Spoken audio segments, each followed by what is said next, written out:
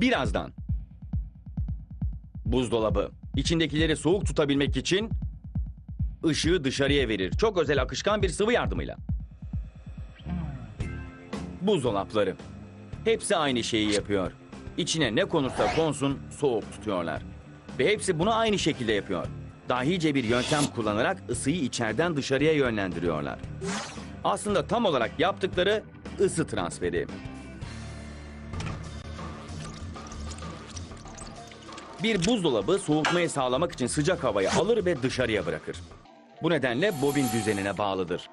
Soğutucu bölüm içerisindeki alüminyum bobin buharlaştırıcıyı oluşturur. Buzdolabının metalik kaplamasının altını saran bakır bobin ise yoğunlaştırıcıdır.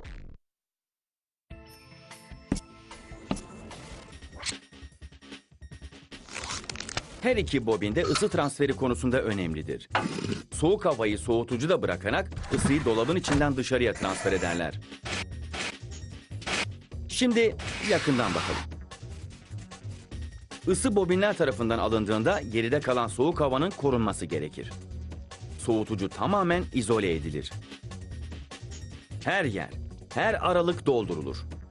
Dolap kapısının etrafındaki hava geçirmez lastik banttan polistirene ve duvarlardaki izolasyon köpüğüne kadar. İzolasyon soğuk havayı içeride, ısıyı dışarıda tutar. Ve buzdolabının kendisi tarafından dışarıya bırakılan ısı da dahildir buna. Buharlaştırıcı bobin soğutucuyla buzluk arasına yerleştirilir. Bobinler soğutucu madde ile doludur. Hidroflorokarbon denilen ısıyı tutmak ve salmak konusunda mükemmel bir özelliğe sahip olan kimyasal karışım. Buzdolabının ustalığı soğutucu maddenin yardımıyla ısıyı emerken aynı zamanda buzdolabı devresinin farklı kısımlarında ısıyı salabilmesindedir.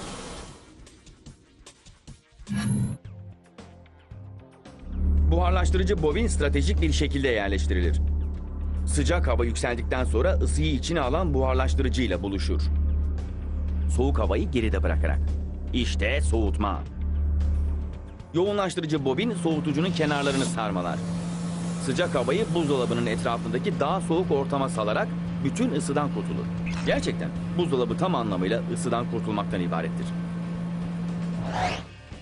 Buzluk daha fazla soğur çünkü küçüktür.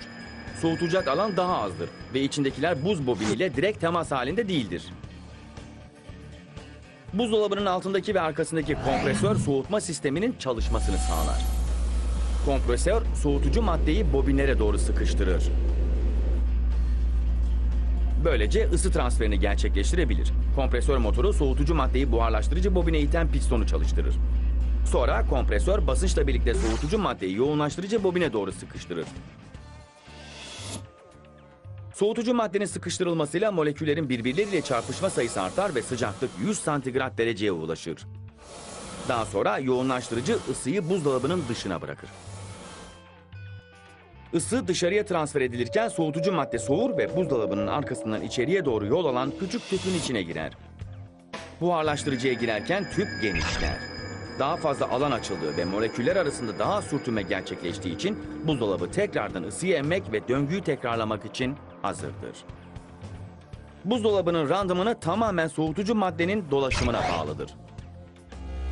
Buzdolabının içinde dolaşırken önce ısıyı emer, sonra kompresöre doğru yol alır. Ve soğutucu madde basınç ve yüksek sıcaklığın etkisiyle buzdolabının dışında dolaşır. Dışarıdaki hava aşırı ısıyı emer. Sonra soğutucu madde buharlaştırıcıya geçer. Dış ısı ve onun basıncıyla birlikte tekrar soğur ve bir sonraki döngü için artık hazırdır. Buzdolabı gerçek bir tasarım harikasıdır. Soğutucu maddeyi ısı dönüşümü için bir araç olarak kullanırlar. Buzdolabının içinden hareketle dışarıya salmak. Soğuk üretmek için buzdolabı ısı transferinin son